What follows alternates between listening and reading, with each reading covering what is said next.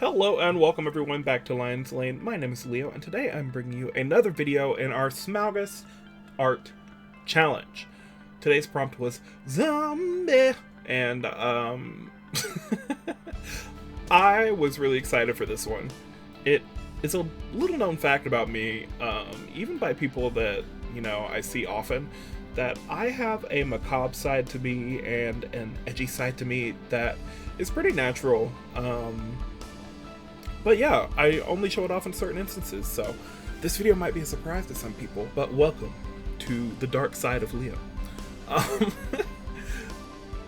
I was really excited to do this because it was a nice change of pace to make like a creepy, dark kind of image.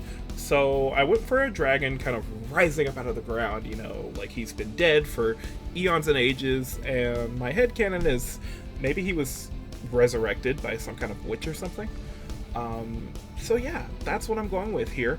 I decided to give him a nice little third eye in the center of his forehead. I like third eyes. I put them on a lot of art pieces. As you guys will see in the future. Anyway, so now I'm just going over this sketch with more sketching, which is going to help me refine things and really get the exact poses and proportions and everything else that I could be wanting for this piece.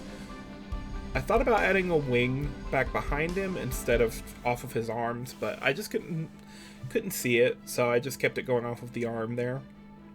I have to say I'm pretty proud of how that hand turned out. The thumb looks a little wonky, but I think it turned out pretty cool. Here I am just defining some musculature. I wanted it to look like some of his skin had come off from being buried for so long. And here I go into the defining stages, so I will let you guys watch that and chime back in a minute.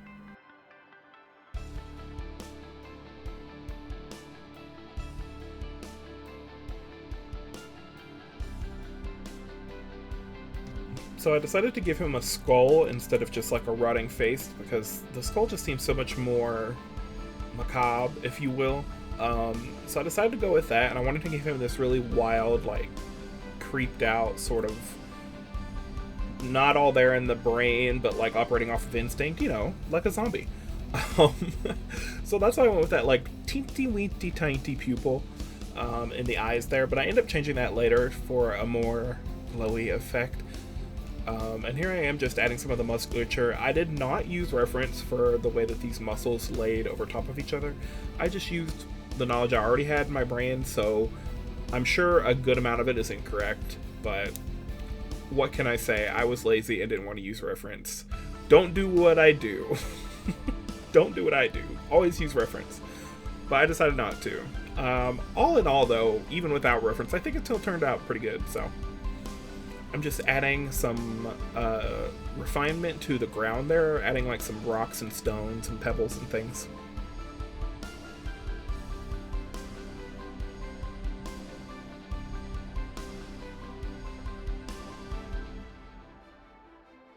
And now we are moving on to the line art. So I tried to use a similar technique again as to what I spoke about in my last video, which was making everything that I wanted focus to be on, or that was closer to the viewer, to have thicker, heavier lines. And then, of course, I went in with the details and made, like, really thin lines. Because, yes, I am a YouTuber, and I know how to make videos and talk and be natural and stuff. Clearly. Anyway. So I also did a little bit of like hatching in certain spots, very, very faint hatching to kind of give that, like, I find that gives it a tiny bit of a more realistic detail, but without, being realistic. It really helps just add some definition and some texture to the overall piece. Especially on bones, I find that little side hatching really makes it look more textured. And makes the look come together better.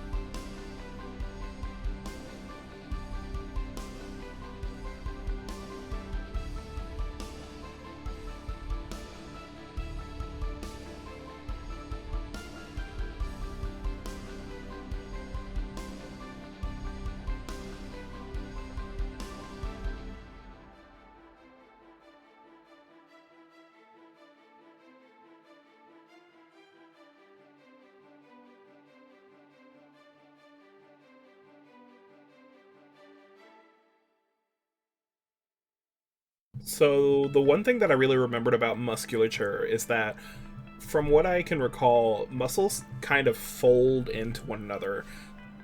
They're not just slapped together.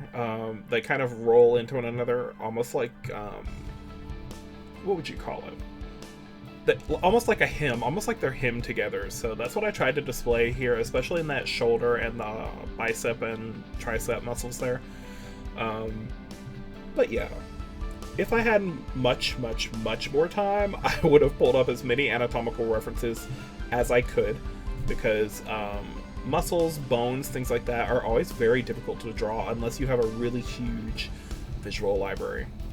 Anyway, so here we can see I'm moving on to the flat colors. I really wanted the whole piece to be dark, not just in theme, but in color too. So I made the background a really dark gray, and that ends up being darker later.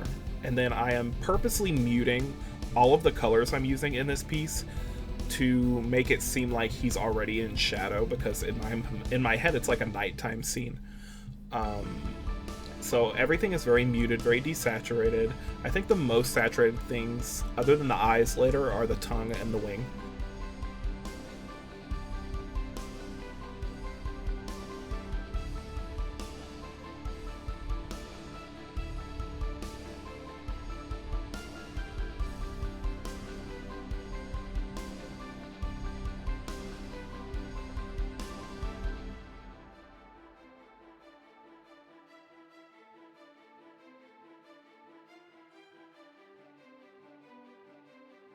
Something else I love about these little hatch lines is that they give me this feeling of like a comic book, like a really, like a, I guess, edgy, like an indie comic. Yeah, they give me this like indie comic feel, because it's like there's texture there, but it's only implied. It's not like rigorous detailing or super realistic, but it adds to the piece overall. So I thought that was really cool. This is my favorite part of this piece. I know I failed. I said I wasn't going to do green, and I said I wasn't going to do blue glowies, so I ended up just putting those together and doing green glowies. So I just can't help myself sometimes. But I think it turned out so cool. This brush I'm using is a downloaded brush called High Neo Monoline, I think, or Neo High Monoline.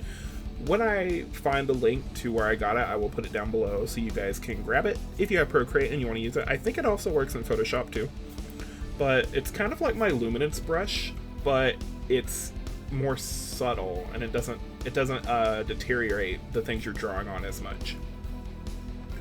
Here I'm just using on a clipping layer on that skin, using a darker color of the same shade, and the horns as well, and just kind of filling in the muscle lines there. There's the wing, and I immediately was like, no, that's way too bright. So we muted that color as well.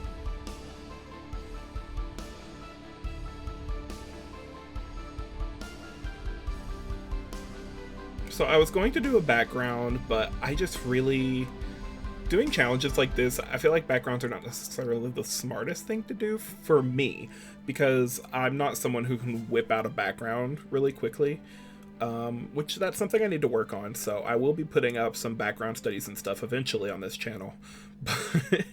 But right at the moment, a background isn't something I can just whip out. So I just left the background blank. The main focus is his head anyway, so I think any extra stuff in the background probably would have made it just look more cluttered, if anything. So I really just wanted it to focus on those green eyes. So here I have done something that I don't normally do, which is I merged all of the flat color layers together, and then I just picked black and lowered the opacity to about 30%, and then just started shading everything all on one layer. I normally wouldn't do that just because I feel like it can get really sloppy really quickly, but I found if you take your time with it and, you know, pay attention to where you're placing the shadows, it's actually a pretty effective way of shading without having to go into all these different layer modes and clipping layers and masks and everything. So that was kind of cool, and I liked it, and I might do it again in the future.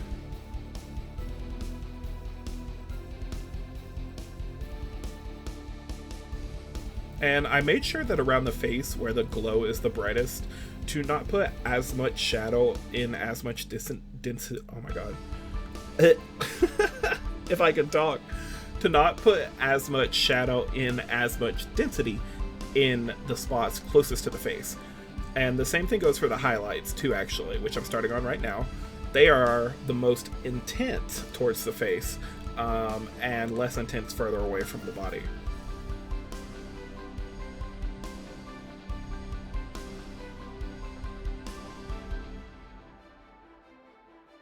So as you can see, the parts that are really, really in shadow, I didn't even bother putting any highlights on, like the back part of that wing, upper part of the tail, the left side of the hand, and stuff like that. Alrighty, so I'm just fixing up the background, and then this video is pretty much over, just adding a few more highlights. So yeah, if you guys liked it, I am so glad that you joined me today, and I hope that you leave a like and go ahead and subscribe so you don't miss any future videos. And let me know down in the comments below what you liked about this video, what you would suggest in the future, and what you'd like to see from me moving forward. Alright everyone, have an awesome day. Bye.